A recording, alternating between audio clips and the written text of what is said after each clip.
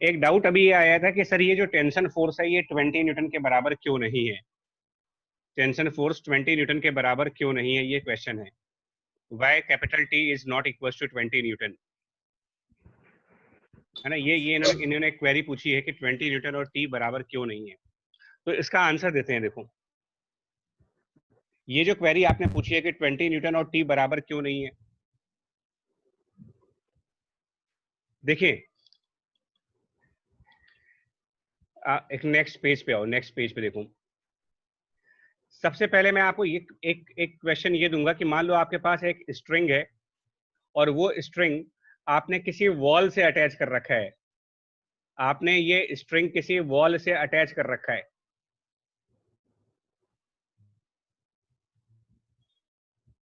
Yes वेदिका, correct. देखो मैं फिर से बात कर रहा हूं, मतलब मान लो यहां पर हमने क्या किया, ये हमारी स्ट्रिंग है, ठीक है, this is string attach to the wall and now you are trying to pull it, now you are trying to pull it, और अब आप इस पर पुल करते हो and you apply a pull equals to 20 newton. Shreshth and other, point A, क्या ये point A displace होगा, क्या ये पॉइंट ए फॉरवर्ड डायरेक्शन में आगे आ जाएगा, क्या ये पॉइंट ए मूव कर पाएगा अगर वो वॉल से अटैच है तो? नहीं करेगा। ओके, इसका मतलब पॉइंट ए रेस्ट पे होगा।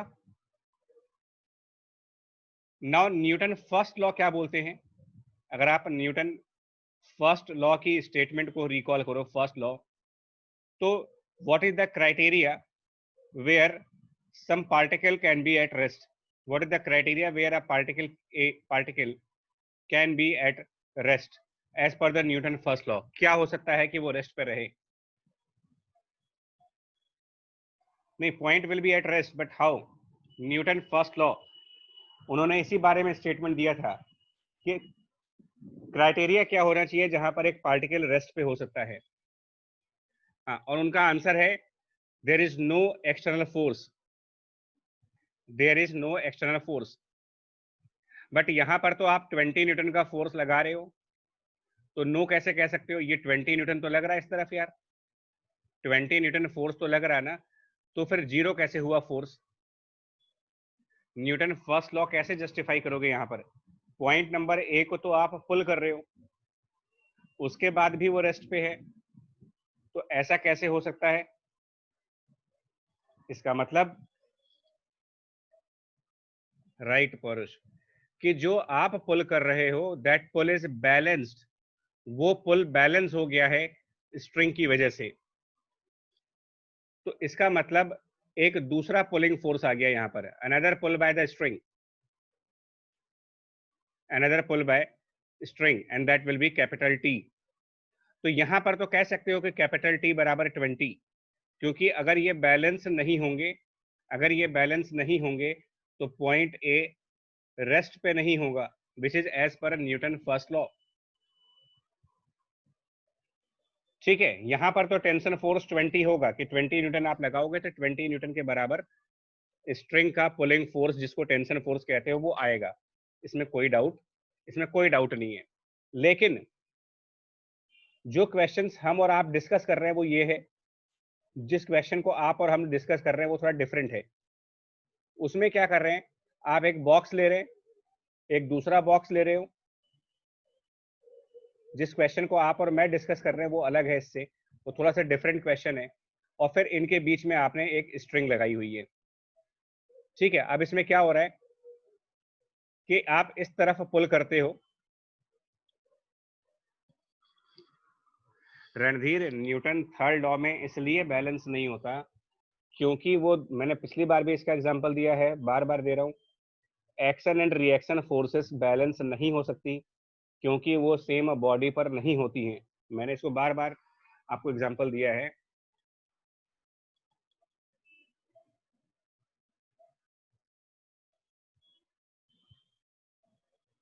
कार्तिक बताओ। सर सर मैं ये पूछ रहा हूँ कि अगर जैसे वॉल, अगर हमने सीधी वॉल रखी है और सर नीचे से कोई आदमी पुल कर रहा है, तब फिर सर टेंशन फोर्स में सर, इसका टेंशन फोर्स में सर ग्रेविटी ज्वाइन होगी, और उसमें क्या अंतर होगा सर?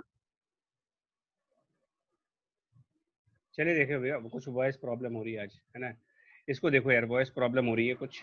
मैं कह रहा हूँ कि अब आपने 20 न्यूटन से आप इसको पुल कर रहे हो, योर पुल।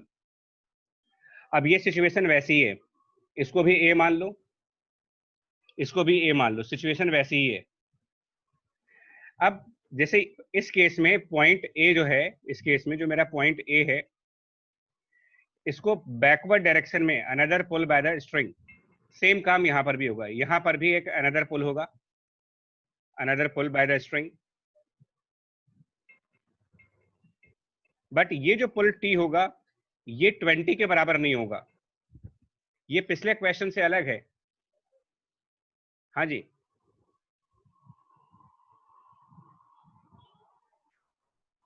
ये बैलेंस नहीं हो सकता, क्योंकि इस केस में जो पॉइंट ए यानी कि जो ब्लॉक ए है वो रेस्ट पे नहीं है। ब्लॉक ए चलेगा आगे, ब्लॉक ए डिस्प्लेस कर जाएगा, और क्योंकि ब्लॉक ए डिस्प्लेस करेगा तो अब आप ये नहीं कहोगे कि इस पे फोर्सेस बैलेंस हो जाएंगी। फोर्सेस वहीं पर बैलेंस हो जाती हैं जहां पर बॉडी रेस्ट पे होती है, यहां पर ब्लॉक ए रेस्ट पे नहीं है, तो कैपिटल टी और 20 बैलेंस नहीं होंगे। इसका मतलब कोई एक इसमें से ज्यादा होगा। और पिछले एग्जाम्पल के तरीके से जब हम लोग पुश करते थे तो हम ये मानते थे कि हमारा हमारा फोर्स हमेशा ज्यादा होता है। तो ऐसे ही यहाँ पर आप ये मान रहे हो कि जो आप 20 न्यूटन से खींच रहे हो वो पुलिंग फोर्स स्ट्रॉन्गर है, और जो another pull by the string है वो उस 20 से कम हो रहा होगा, उस 20 से कम होना चाहिए। और क्योंकि ये टी 20 से कम, T should be less than 20, otherwise अगर ये टी इस 20 के बराबर हो गया तो बॉडी नंबर ए पे दोनों तरफ फोर्सेस बैलेंस हो जाएंगी और ये मूव नहीं कर पाएगा। क्योंकि इस क्वेश्चन में ये बॉडी मूव कर रही है, ये बॉडी एक्सेलरेट हो रही है, इस वजह से हम कह रहे हैं कि कैपिटल टी और 20 बराबर नहीं होंगी। जिसका भी डाउट था वो देखो बच्चे अब।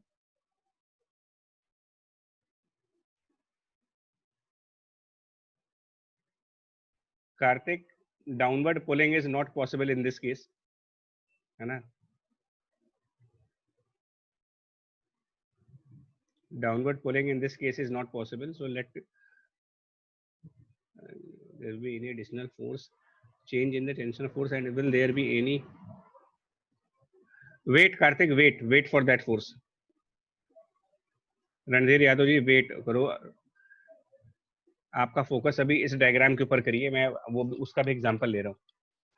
इस क्वेश्चन में ये हो गया। अब इसके बाद क्या कर रहे हैं आप, ब्लॉक ए के लिए क्या कह रहे हो कि 20 माइनस टी, क्योंकि ये अनबैलेंस है, तो इसको हमने ब्लॉक नंबर ए का जो भी मास था, है ना, जो भी हमारा मास होगा ब्लॉक ए का वो रखेंगे और उसको मल्टीप्लाई करेंगे एक्सेलरेशन से। ये हमने पिछले क्वेश्चन में किया हुआ है। लेकिन मैं अब आपसे यहाँ पर ये कह रहा हूँ कि जो स्ट्रिंग होती है वो किसी वो दोनों तरफ के ब्लॉक को पुल करती है। ऐसा नहीं होता कि स्ट्रिंग सिर्फ ए को पुल करेगा। स्ट्रिंग अटैच है ए से और स्ट्रिंग अटैच है बी से, तो स्ट्रिंग ब्लॉक ए को भी पुल करेगा, साइमल्टेनियसली यही स्ट्रिंग ब्लॉक बी को भी पुल करेगा। तो इस तरफ पर भी एक पुलिंग फोर्स आएगी, ब्लॉक नंबर बी पर भी पुलिंग फोर्स आएगी, एक और पुल आएगा, that means pull on B by string है, ये pull on B by the string. तो ये जो स्ट्रिंग है ये ब्लॉक ए को लेफ्ट साइड पर पुल करता है, और उस पुलिंग फोर्स को आपने टी माना है। और वही string, same string block B को राइट साइड पर पुल करता है, तो ये चीज भी हम कैपिटल टी ही मानेंगे भाई। एक ही string, same string block A को पुल कर रही है और सेम स्ट्रिंग ब्लॉक बी को भी पुल कर रहा है। तो क्योंकि दोनों को पुल करने वाले स्ट्रिंग कॉमन स्ट्रिंग है, तो उसकी जो स्ट्रेंथ होगी, उसकी जो ताकत होगी, वो भी बराबर होगी, इसीलिए दोनों तरफ टी और टी मान रहे हो। इसके बाद जो ब्लॉक नंबर बी है, ब्लॉक नंबर बी, उसमें सिंगल पुल है कैपिटल टी का, तो इसीलिए तुम कैपिटल टी को कह रहे हो mass of B and multiplied by A. ये है इसकी पूरी पूरी story. This is the complete story. यानी आपके लिए पॉइंट सिर्फ इतना है कि स्ट्रिंग जिन दो ब्लॉक के बीच में कनेक्ट होगा, उन दोनों ब्लॉक्स को सेम स्ट्रेंथ से पुल करेगा और वैल्यू बराबर रखोगे। अब अगर आप ये सोचोगे कि ये कैंसिल क्यों नहीं हो रहे, तो मैं इसका भी एक आंसर दे दूं।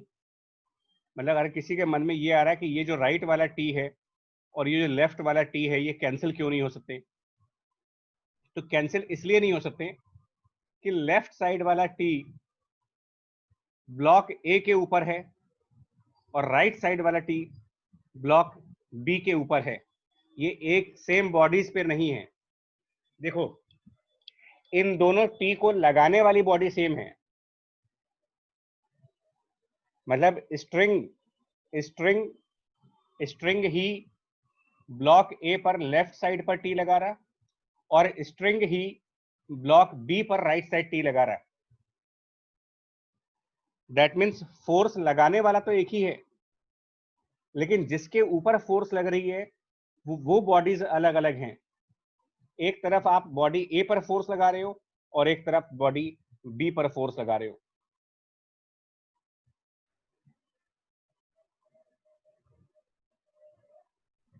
हाँ, T equal to M A, ठीक है ना। अब आप देख लो, मैंने आपका आंसर दिया है। ये जो आपका कंफ्यूजन है ना कि फोर्स कहां पर कैंसिल होना चाहिए कहां पर नहीं, सिर्फ वहीं पर फोर्स कैंसिल कर सकते हो जहां पर सेम बॉडी पर फोर्स लगे। सेम बॉडी की वजह से नहीं, सेम बॉडी की वजह से फोर्स ना लगे, सेम बॉडी पर फोर्स लगे।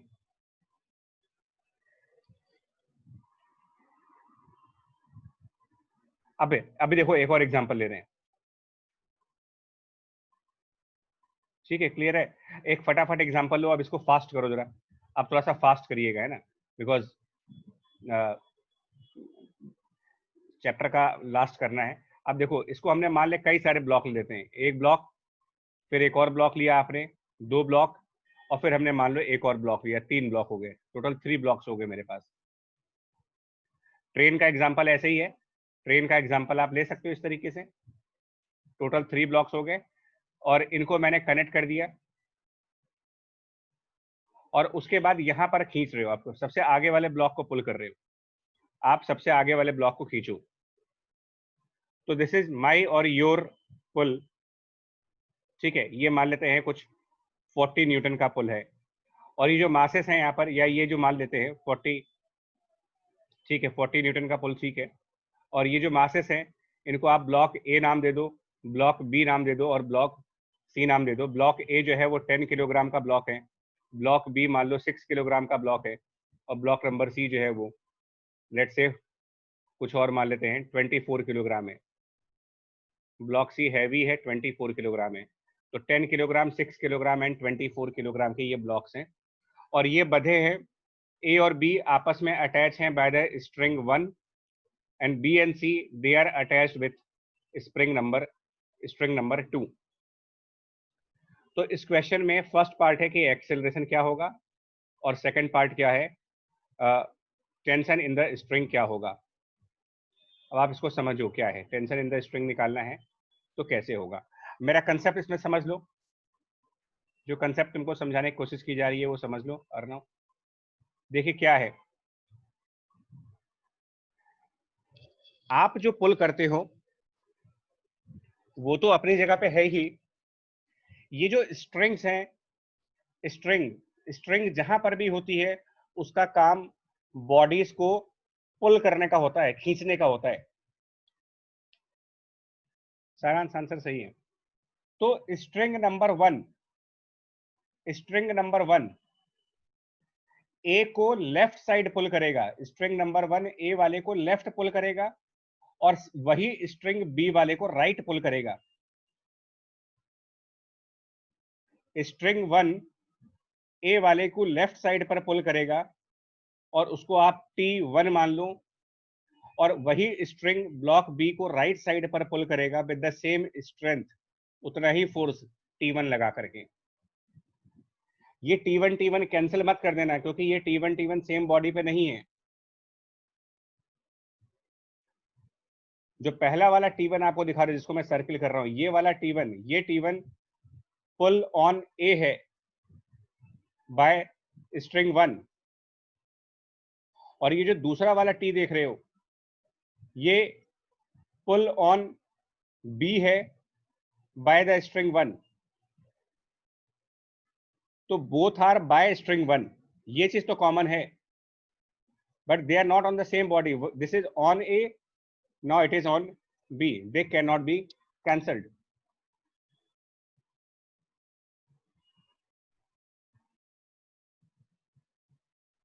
रुक जाओ एसएस के, रुको। अब इसी तरीके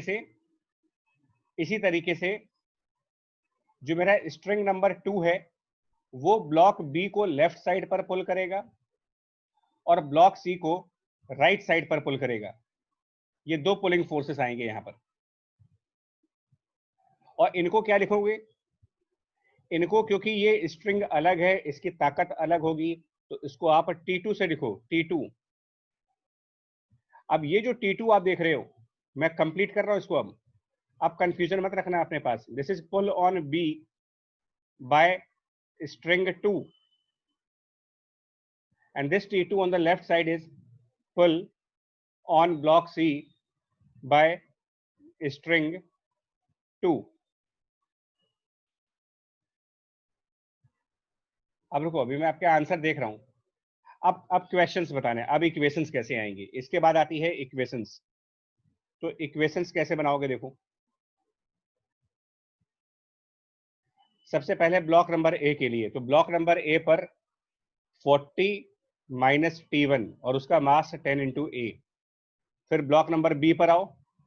ब्लॉक नंबर बी पर देखो ऑन बी यहां पर भी हो और ऑन बी यहां पर भी हो, तो ऑन बी दो पुलिंग फोर्सेस हैं, एक राइट साइड पर T1 और एक लेफ्ट साइड पर T2।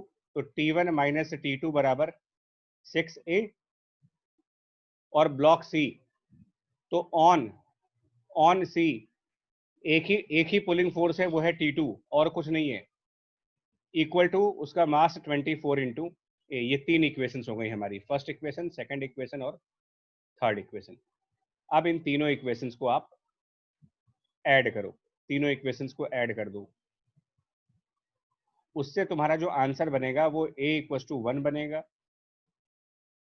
T2 इक्वल टू 24 और T1 equal to I think 30। ये आंसर्स हैं। अब जिसके भी आंसर देख लो आपके सही है कि नहीं। नहीं रणधीर जी, कोई सेकंड मेथड नहीं है, यही इसका इकलौता मेथड है, ठीक है। हाँ, सेकंड ऑप्शन देखो, अब यही है बच्चा कि या तो हम इस टॉपिक को स्किप कर जाएं, क्योंकि ये वैसे भी क्लास 11th के पोर्शंस में आता है, बट थोड़ी सी अगर आप हिम्मत दिखाओगे तो क्लास 9th में भी कर सकते हो इसको, कोई इतना डिफिकल्ट टॉपिक नहीं है ये, ठीक है। थोड़ी सी हिम्मत दिखाओ अगर, तो भले ये क्लास 11th के स्टूडेंट्स करते हैं, बट आप भी कर सकते हो अगर थोड़ा सा लगाओ, है ना। इजी है बच्चा, हाँ, थैंक यू, ठीक है। रणधीर जी ध्यान से देखो, काफी सिंपल है, ठीक है। चलिए अब हम आते हैं, हाँ आयुषी जी देखो, वर्टिकल स्ट्रिंग पर आते हैं। वर्टिकल स्ट्रिंग पर देखिएगा क्या होगा आंसर। अब इन्होंने कहा कि सर हम वर्टिकल स्ट्रिंग का एग्जांपल चाहते हैं, वर्टिकल स्ट्रिंग का एग्जांपल। तो चलिए मैं वर्टिकल स्ट्रिंग का एग्जांपल भी लेते हूँ। हमने एक ब्लॉक लिया, उस ब्लॉक को हैंग किया और ऊपर सीलिंग से अटैच कर दिया।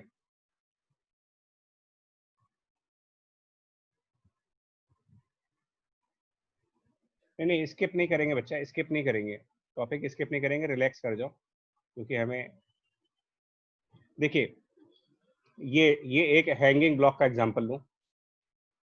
हैंगिंग ब्लॉक, क्या रिजल्ट बनेगा हैंगिंग ब्लॉक के एग्जांपल में? देखिए हैंगिंग ब्लॉक, अगर यहाँ पर इसका कुछ मास है, मान लो 10 किलोग्राम का मास है, और ये स्ट्रिंग से हैंग कर रहा है, और ये ऊपर एक रूफ सीलिंग से लगा रखा है, आपने छत से लगा रखा है, तो क्या रिजल्ट आएगा इस केस में? सबसे पहला क्वेश्चन, सबसे पहले क्या होगा? फर्स्ट थिंग, ग्रेविटी इसको डाउनवर्ड पुल करेगी। अब पुल बाय द ग्रेविटी, सबसे पहले तो ये आएगा, there is pull by gravity and that should be 10 multiplied by gravity g. अगर इसको 10 मान लेते हैं तो ये 100 हो जाएगा, इसकी वैल्यू 100 न्यूटन। अब हमने कहा कि स्ट्रिंग के बारे में, स्ट्रिंग इज पुलर। आप इसको ऐसे मान लो, स्ट्रिंग के बारे में अपने माइंड में बिठा लो कि ये पुलर है, खींचने वाला है। ये स्ट्रिंग एक पुलर ऑब्जेक्ट है। हाँ श्रेष्ठ, थैंक यू बच्चा। नहीं रणधीर, कोई बात नहीं, डाउट पूछो, खूब आराम से पूछो डाउट। स्ट्रिंग पुलर है, तो स्ट्रिंग का पुल किस तरफ होगा? String will pull the body in upward direction. But मैंने कहा कि स्ट्रिंग दोनों के लिए पुलर है, सिर्फ ब्लॉक के लिए पुलर नहीं है। वो स्ट्रिंग पुलर होगा रूफ के लिए भी, इधर भी पुल करेगा, वो दोनों तरफ पुल करेगा। और फिर वही आर्गुमेंट, कैंसिल नहीं हो सकते वो। तो ये कैपिटल टी जो दिखा रहे होगे, it is pull by string, but this pull is on the mass. और ऊपर जो टी दिखाओगे, that is also pull by the string, but that is on roof. और यहां पर लॉजिक समझना, ये ऑन रूफ है, ये ऑन मास है, कैन नॉट कैंसल, ये कैंसल नहीं हो सकते। They are not on the same bodies, they are by the same bodies but they are not on the same bodies। Cancellation के लिए आपको ऑन द सेम बॉडी चाहिए, by the same body नहीं चाहिए। But ये जो capital T देख रहे हो, कैंसिल कौन से करेंगे? देखो, ये जो कैपिटल टी आप देख रहे हो यहां पर, जिसको मैं बॉक्स में बंद करने जा रहा हूं, ये चीज कैपिटल टी, ये ऑन मास है। और downward pull by the gravity, that is also on the mass. Now you have same bodies, this is also on mass, it is also on the mass. अब by वाली चीज अलग है, ये bye string है और ये बाय ग्रेविटी है। इसको ध्यान से समझना, कहीं पर बाय बाय वाला पोर्शन कॉमन है और ऑन वाला पोर्शन डिफरेंट है, और कहीं पर बाय वाला पोर्शन डिफरेंट है बट ऑन वाला पोर्शन सेम है। Pull by gravity, it is on the mass, pull by string, it is also on the mass. Now on and on, अब ये कैंसिल कर जाएंगे, and that's why capital T की value इस question में 100 के बराबर कह सकते हो कि tension will be 100 newton. Clear हो गया अभी आपको? क्लियर हो गया? देखो यहाँ पर कंसेप्ट, कहां पर कैंसिल करना है, कहां पर कैंसिल नहीं करना है, क्लियर हो गया? whenever the forces are on the same bodies, on और by में ध्यान रखिएगा, it should be on, it should not be by। Okay, thank you. लेकिन कैंसिल करने का भी एक रूल है, कैंसिल करने का भी रूल है। कैंसिल आप वहीं पर कर सकते हो जहां पर बॉडी रेस्ट पे होती है।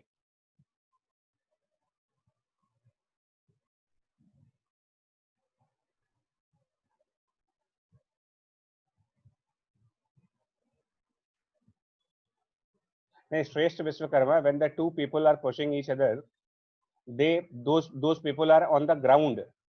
वहां पर फ्रिक्शन भी लगता है ग्राउंड की वजह से, and we ignore that friction force, that's why आपको आंसर में ऐसा लग रहा है। चलिए उसको समझाते हैं अभी। आपका डाउट मेरे पॉइंट पे माइंड में है, अभी हम इसको कंटिन्यू करेंगे। कार्तिक,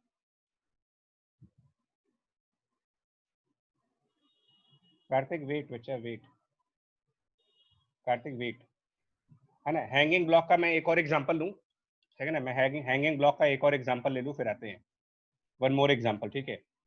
एक और एग्जांपल लेंगे, इसको भी जल्दी से कंप्लीट करेंगे। अब आपके पास दो दो ब्लॉक्स हैं, थोड़ा सा ब्लॉक साइज छोटा कर दें यार, ठीक है। अब आपके पास दो दो ब्लॉक्स हैं यहाँ पर, मान लीजिए 2 blocks.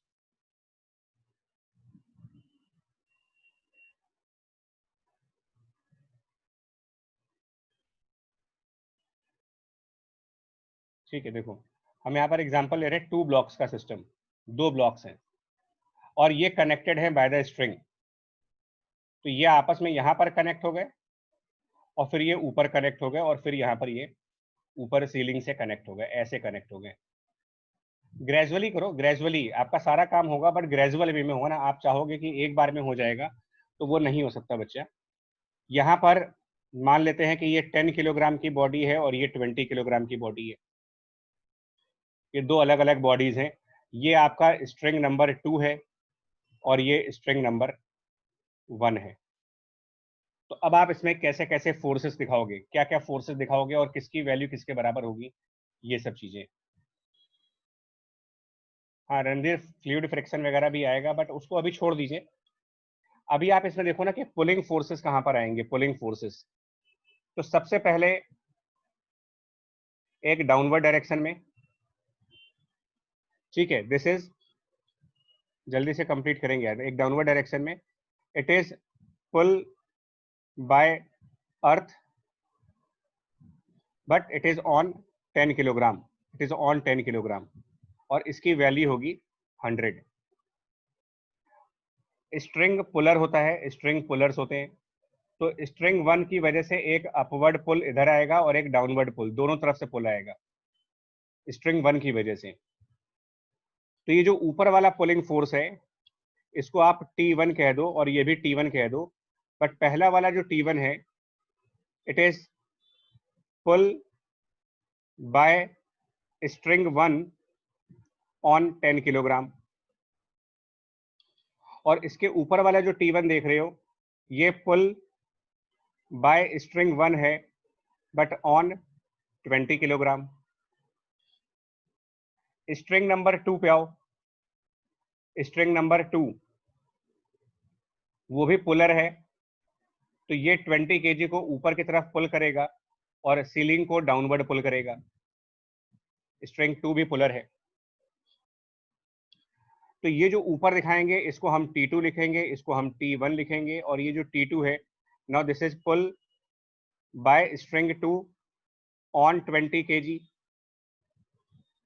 And this is pull by 2 on that ceiling, मान सकते हो इसको। इसके अलावा एक फोर्स और होगा, बिकॉज ग्रेविटी तो सबको पुल करता है। तो ये जो 20 kg की बॉडी आप देख रहे हो, इसको भी तो ग्रेविटी पुल करेगा। 20 kg बॉडी को भी तो ग्रेविटी पुल करेगा नीचे की तरफ, तो वो भी दिखाओगे। 20 kg बॉडी पर आप कहोगे पुल बाय ग्रेविटी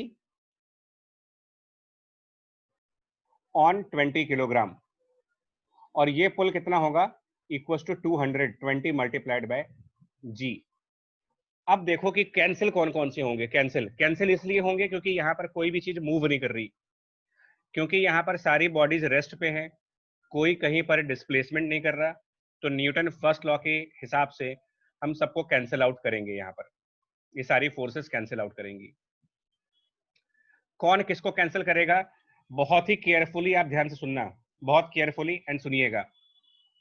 आप सिर्फ ये देखो, आप जितने ऑन सेम बॉडी है वो देखो, on 10 kg and on 10 kg।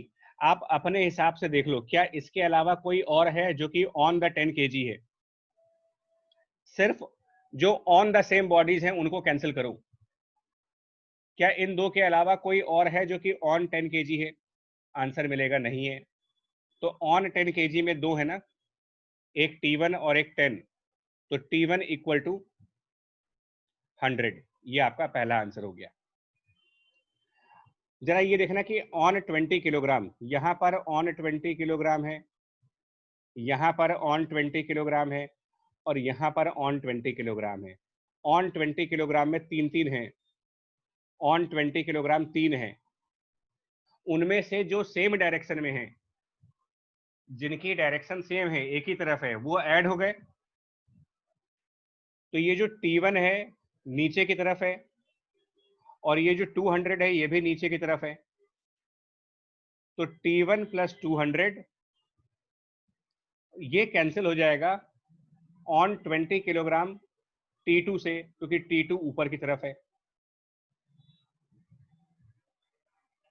अब T1 की वैल्यू पुट कर दो 100, तो T2 की वैल्यू 300 हो जाएगी। यही मैं आपको बार बार समझाने की कोशिश कर रहा हूं बच्चा, कि जो भी forces on the same body होंगी उनको बैलेंस करना होता है, ना कि जो forces by the same body हैं। You have to always cancel all the forces which are on the same body, and while cancelling the forces, those forces which are in the same direction, they are added and cancelled by the force which is in the opposite direction. And once, yes, ceiling के ऊपर 300 Newton का force होगा, the force on the ceiling will be 300 Newton. Done, point clear? ठीक है।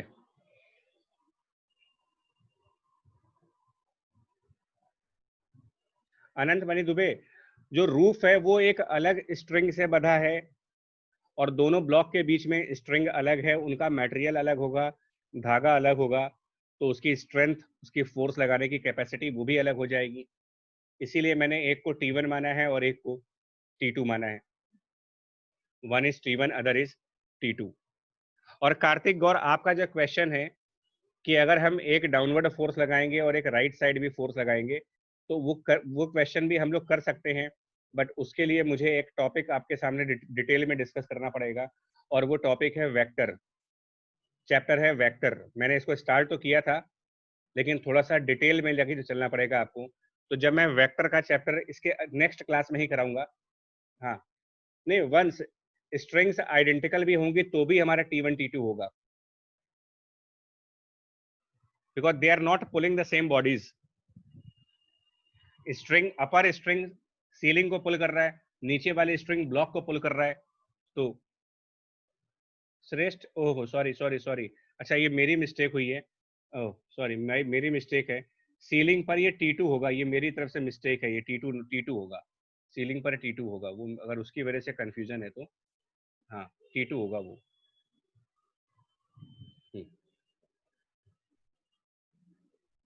हाँ अनंत, sorry, वो मेरी mistake थी। ठीक है, चलिए अगला क्वेश्चन देखो जल्दी से। अगर ये ब्लॉक्स ऊपर की तरफ मान लो मूव कर रहे हो, तो मतलब ये ऊपर की तरफ हमने स्ट्रिंग से बांधा, इनको स्ट्रिंग से अटैच किया, मान लो स्ट्रिंग से आपने बांध रखा है, 20 किलोग्राम की ये बॉडी है, लेकिन कोई पर्सन है, मान लो ऐसे, वो कहीं पर खड़ा है और वो पर्सन इसको ऊपर की तरफ पुल कर रहा है, ये पर्सन ऊपर की तरफ पुल कर रहा है उसको, तो इस केस में क्या आंसर आएगा यार? इस केस में क्या आंसर आएगा? मान लो ये जो पुल है, वो ये जो पुल है ऊपर की तरफ जो लग रहा है, वो मान लो 600 न्यूटन का है, 600 न्यूटन का, जिसकी वजह से ये 20 kg ब्लॉक मूविंग अप है, इट इज मूविंग अप। ध्यान से सुनना, टाइम लिमिटेड है।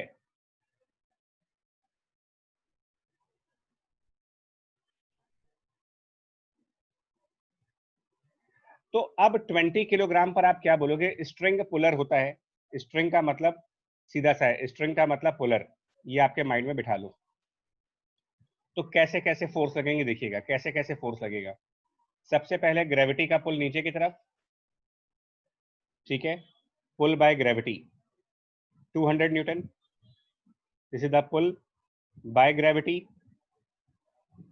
And on box. उसके अलावा स्ट्रिंग पुलर है, तो स्ट्रिंग ऊपर की तरफ पुल करेगा इसको, और स्ट्रिंग इस पर्सन को भी पुल करेगा, ये ध्यान रखना है, स्ट्रिंग दोनों को खींचता है, string is a puller for both. तो यहां पर कैपिटल T दिखाओगे, which is pull by string on box, और ऊपर वाला वो भी कैपिटल टी दिखाओ, that is also pull by the string on man. अब ऑन बॉक्स यहां पर भी हो, ऑन बॉक्स यहां पर भी हो, ये दोनों ऑन बॉक्स हैं, बट ये कैंसिल आउट नहीं होंगे, कैंसिल आउट नहीं होंगे क्योंकि ये रेस्ट पे नहीं है, मूव कर रहा है, तो कैंसिलेशन नहीं होगा। जहां पर कैंसिलेशन नहीं होगा वहां सब्ट्रैक्शन होगा। तो क्या करोगे, t minus 200 subtraction equal to 20 into a, f equal to M a. और t कितना होगा, तो आप पर्सन के टॉप पॉइंट पे देखो, पर्सन का जो टॉप मोस्ट पॉइंट है ये रेस्ट पे है, तो यहां पर कैंसिलेशन होने के लिए 600 ऊपर की तरफ और t नीचे की तरफ ये कैंसिल आउट कर जाएंगे। तो यहां पर टॉप साइड पर t इक्वल टू 600।